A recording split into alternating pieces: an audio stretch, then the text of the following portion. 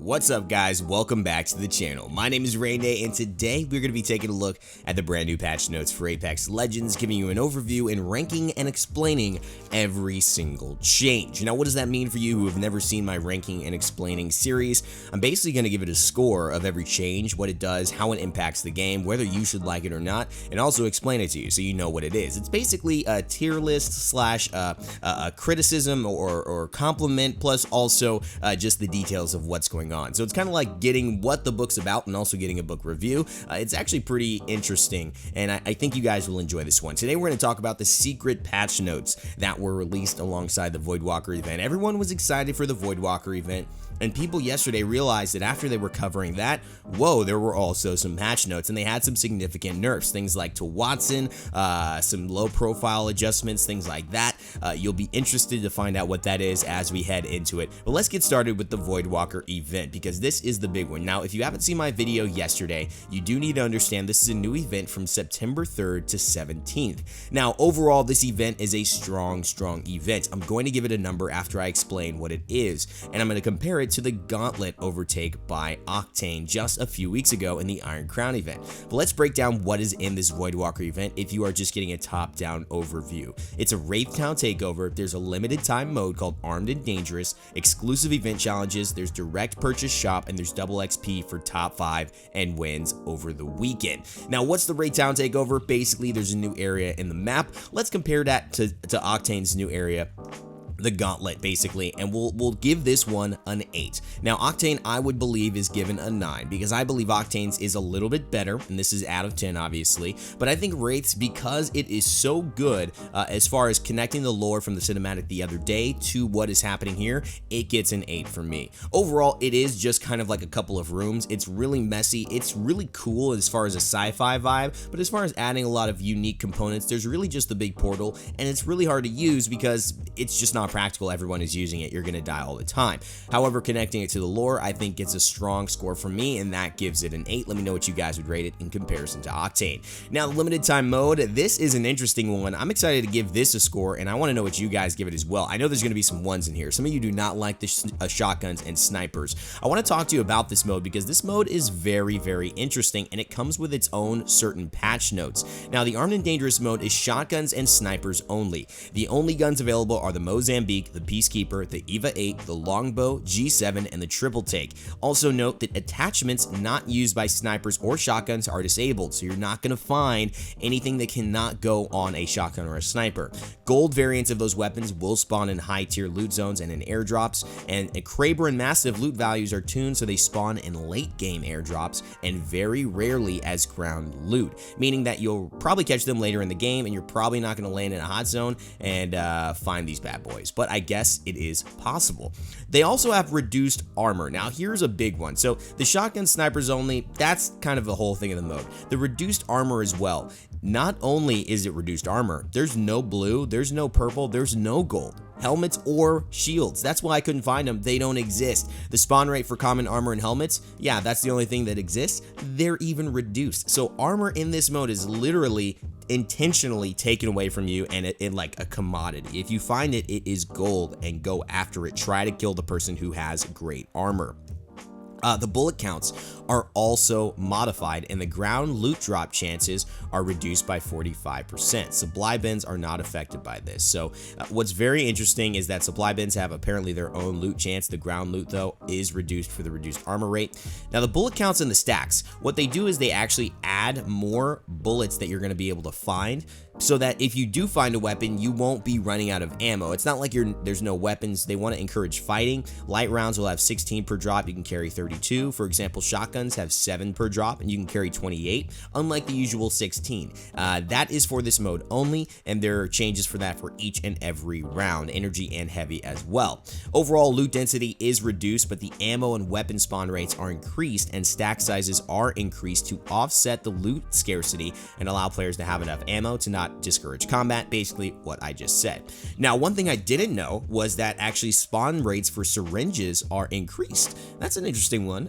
So I guess syringes are going to be available. So I thought Lifeline was a little stronger. This means that yes, she is stronger. You never know if you're going to be able to loot the syringes, but it does mean health is a lot more available, and shields is really what isn't available. Maybe that's why Wattson has a little bit of love going on, and why maybe she might have just gotten nerfed. Let's talk about that in just a second. Let me give you a rating though. The reduced spawn rate for shield batteries to match rarity of armor, that's something that happened. This whole mode gets a 9. That's right, it gets a 9. I can't give it a perfect score. I think this mode is actually a fantastic mode.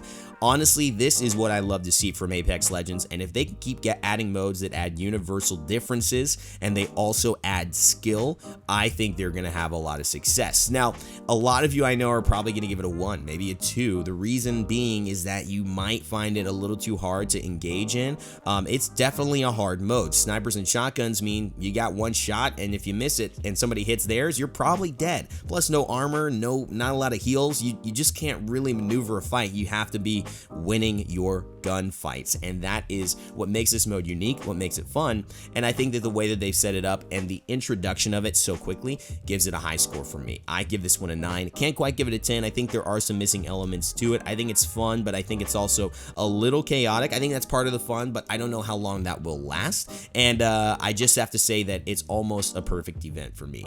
I honestly think that maybe if they continue to just do stuff like this, we're going to be very, very happy campers over in the Apex Legends community.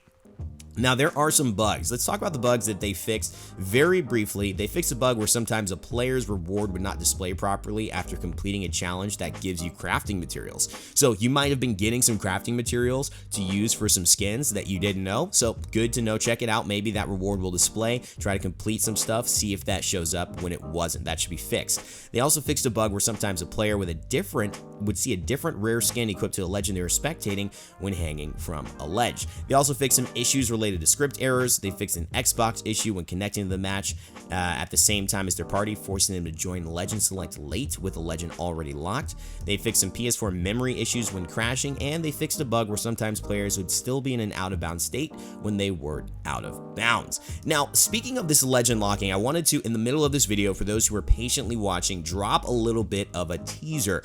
I actually got a hint from one of my viewers, and I said you guys can email me at raindaygaming.business@gmail.com of a new skin that is coming out. Now, this person was going through their PS4, logging on to Lifeline, and in a flash of a second, they saw a random skin they had never seen. It was amazing, and I have to say that if they're coming out with it, the theme that I saw was it's like, whoa, this could be heavenly. I love what they're doing. Now, I can't show it to you, and I don't want to talk about it anymore, but I do want to say that maybe you might have noticed a similar thing. Maybe there was a bug going on. Maybe there was a little leak. I just wanted to throw that out there and give you guys a little teaser. Again, I don't like talking about it till it comes out because I want to respect the developers, but I thought that's enough of a tease to know that, there was a little bit of a skin leak going on as well. Now, let's get into the next part, which is really getting to the interesting stuff, because there's a buff to the triple take. There's a change to the HCOG and the 3 times, and there's also some Wattson nerfs to stay tuned to, and that's really the interesting part that's going to change the meta of Apex Legends that you need to know and check out. Now, the big quality of life stuff they've done is they added a new promo window. When you log into the game, there's a new feature that will display offers and info and allow for direct navigation to the website or the store. If anyone's like, where are the patch notes? Where the heck do I see this event info? You just click on it in the lobby, and that's actually really, really helpful. They also added an auto sprint feature. I know Dr. Disrespect was streaming and saying, where the hell is auto sprint? How does this game not have auto sprint? Now, if you knew about the fact that you can kind of hold down your sprint as shift and just leave it, and then it will basically keep running as long as you don't stop or turn or do something else. You can kind of auto run that way, but essentially the true auto run, the WoW auto run, has been added essentially, and you can actually go and enable that in the settings. It starts out as disabled. You can also now adjust your aim down sight look sensitivity per optic zoom level. These are good quality of life changes, visual improvement to legends in the lobby and character select screen, increased overall brightness, softer light shadows, improved reflections on hard surfaces, improved detail, and contrast to textures. Yikes. No, I mean, lovely. Added UI to the spectator view that lets players easily tell if they are spectating a squad mate or an enemy, and also added setting to disable weapon auto switching when ammo runs out.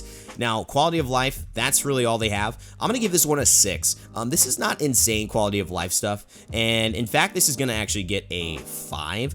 It's really not notable stuff, and the bug fixes as well, they're also going to get a 5 from me. I appreciate them. A 5 is not bad. I just in the scale of having an impact and really making you feel like Apex Legends is different for you, I feel like it's going to be more niche areas where these bug fixes and these things are hit.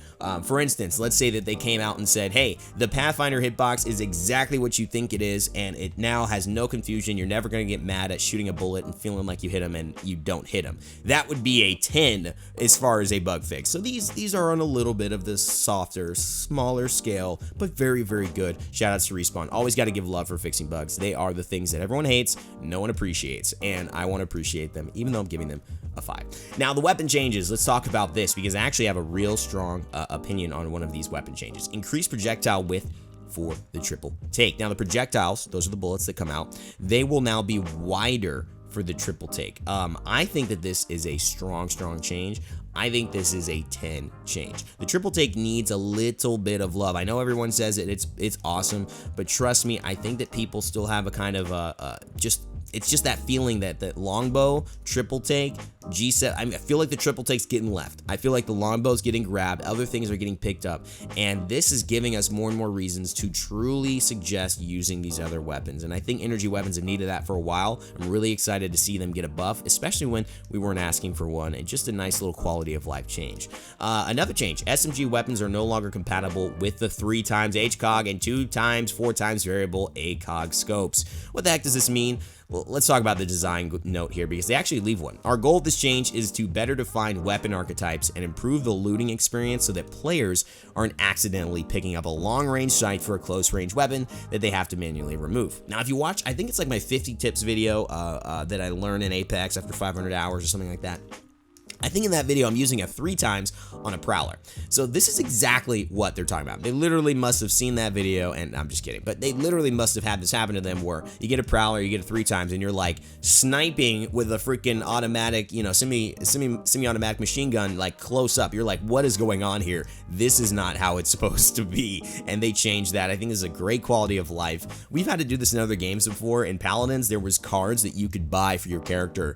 If you don't know how that game works, there's cards that you put in, and then there's items when you launch into the game that you can buy, and when you kill people, do things, you know, capture objectives, you have credits that you could spend on more items. There were certain items that would only benefit certain characters, and so you could literally buy an item that would have no impact on your character and be spending all your credits on it. So we literally had to noob proof that and say, you cannot buy this item. If you are this character, we'll exit out. So I like how they're doing this for people who just, you know, maybe a little newer, may not get it, that it's not a good scope, so that they don't have to rush through, oh, take it off, this isn't fun, blah, blah, blah. Now let's get to the good stuff, guys. The Wattson nerfs, the thing you've been waiting for. And thank you so much for watching the video. I want to talk about this and the legend meta overall for the next couple of minutes before I send you out of here, and get ready for the next one coming up soon. Now, Wattson has been the bane of everyone's existence in ranked. She has been a very good legend, but the problem is that she has been literally uncounterable in ranked unless you have a bad Wattson. A good Wattson can hold a room, and there's really nothing to do about it if she has the right angles for her pylons and she has the right angles for where she's holding up. However, that's often not the case. No one plays perfectly, but it seemed like they were playing well enough so that it was really just the best thing to pick in ranked, and was starting to get a little campy. Now Wattson will have a nerf to her passive, well, we'll call it a attribute. The low profile attribute has been given to Wattson. Now this is what they add to Lifeline to Wraith, and it gives you 5% more damage taken. Very much like the fortified attribute that is given to Gibraltar and Caustic that gives them 15% less damage. This means that she'll take more damage. You'll be able to finish her off with probably an extra bullet or so not having to be used. This is a strong change, and I think a perfect touch to just where Watson sat. However, I think it's a little bit of it's a lot when I tell you what happens next. They reduce the maximum number of interceptor pylons that can be active to 1.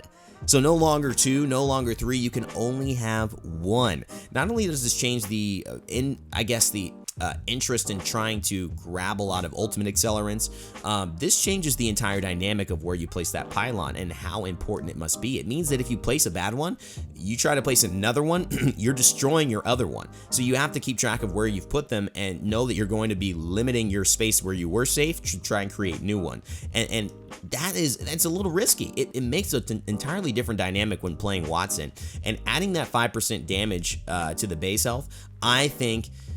Ooh, that's a little rough. Watson takes a big nerf here, and I'm gonna give this one, guys. I'm gonna give the low profile a 9. I think it's a great change. I'm gonna give the reduced maximum number of interceptor pylons, I'm gonna give that a 6. I think that this could have gone down to 2 before it dropped to 1.